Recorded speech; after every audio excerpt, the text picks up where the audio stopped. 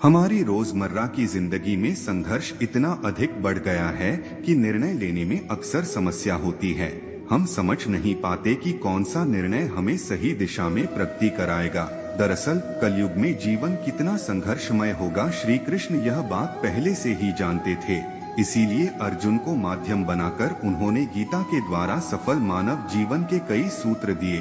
जीवन में सही निर्णय लेने के लिए गीता में कई सूत्र दिए गए हैं। तो जानते हैं उन सूत्रों को और अपने जीवन में अमल करें। भावनाओं में बहकर न ले निर्णय।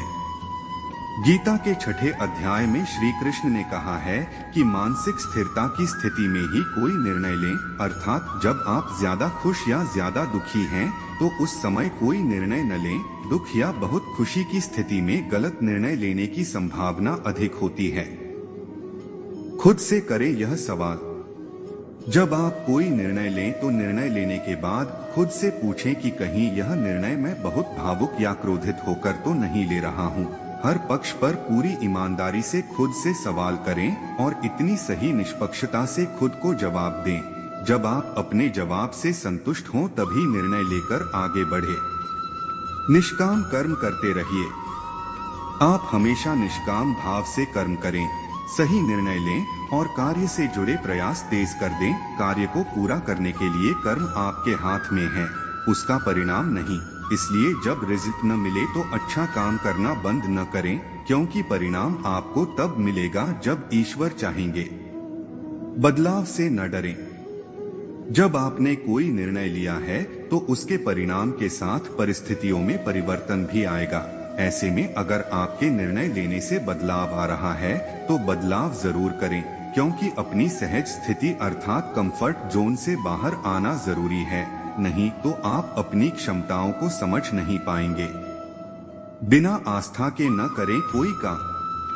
खुद में भरोसा हो और भगवान पर भरोसा हो तभी कोई निर्णय लें। अगर आपकी इच्छा दृढ़ होगी और नियत साफ होगी तो आपके कार्य को पूर्णता तक पहुंचाने में ईश्वर भी आपकी मदद करेंगे। तो सही निर्णय लेने के लिए सही नियत और पक्का इरादा भी जरूरी है। चलिए आपको एक कहानी से समझाते हैं।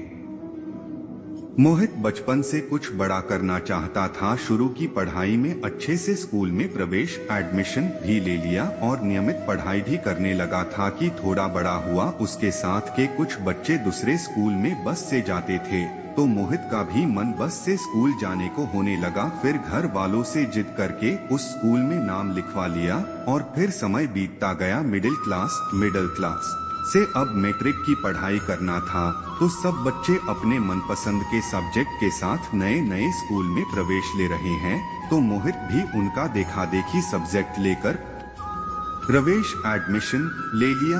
लेकिन कभी ये नहीं सोचा कि जो सब्जेक्ट ले रहा है उसमें एक्सपर्ट है या फिर ऐसे ही ले लिया। खैर साल बीतते बीतते उसका एग्जाम रिजल्ट भी आ गया, लेकिन रिजल्ट में किसी तरह पास हो सका। अब उसे कुछ सूझ भी नहीं रहा था कि उसे साथ के कुछ बच्चे अब कंपटीशन एग्जाम की तैयारी करने लगे तो मोहित भी भला कहाँ पीछे रहने वाला था। वह भी प्रतियोगी परीक्षाओं की तैयारी में जुट गया। फिर कभी उसने एम बनाया कि वह आईएएस की तैयारी करेगा तो कभी पीसीएस की, लेकिन कभी बैंक के लिए फॉर्म अप्लाई करता तो कभी एसएससी के लिए, यानी उसके जानने में जो कोई कुछ करता उसमें मोहित भी लग जाता। और फिर ऐसा कौन सा काम नहीं होगा जिसके लिए मोहित करने के बारे में न सोचा होगा, यानी जो मिल जाए उसे ही सही लगता। खुद का कोई निर्णय नहीं पाता और आखिर में आते आते उसके हाथ कुछ नहीं लगा और फिर घर चलाने की जिम्मेदारी भी उसके कंधे पर आ गई। जिसके बाद वह घर वालों की सलाह एडवाइस के बाद उसे छोटी मोटी कंपनी में काम करना पड़ा, जिसके चलते उसे अपने घर का गुजारा करना पड़ा। फिर मोहित खाली समय टाइम में बैठकर हमेशा यही सोचता रहता कि आखिर उसने ऐसा डिसीजंस क्यों लिया जिसके चलते उसे आज यहाँ इस स्थिति में आना पड़ा, या उसने जो भी निर्णय डिसीजंस लिए थे अपने बीते हुए कल में क्या वे सही थे या नहीं। अब उसके पास सोचने के अलावा कुछ नहीं था।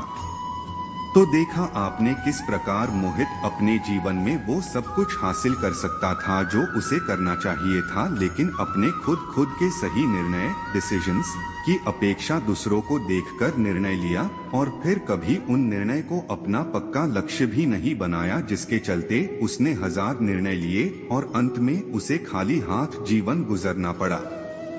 ऐसा हम सब हर किसी के साथ होता है कि हम सभी खुद के निर्णय की अपेक्षा लोग क्या कर रहे हैं उससे ज्यादा प्रभावित होते हैं। मान लीजिए आप किसी मूवी को देखने गए, मूवी में हीरो अच्छे पुलिस की भूमिका निभाता है तो आप जरूर प्रभावित होते हैं और मन ही मन सोचते हैं चलो हम भी पुलिस बनेंगे। लेकिन जैसे ही आप किसी महापुरुष जैसे अब्दुल कलाम के जीवन के बारे में पढ़ते हैं तो उनसे प्रभावित होना स्वाभाविक है, फिर आप उनके जैसा बनने की कोशिश शुरू करते हैं।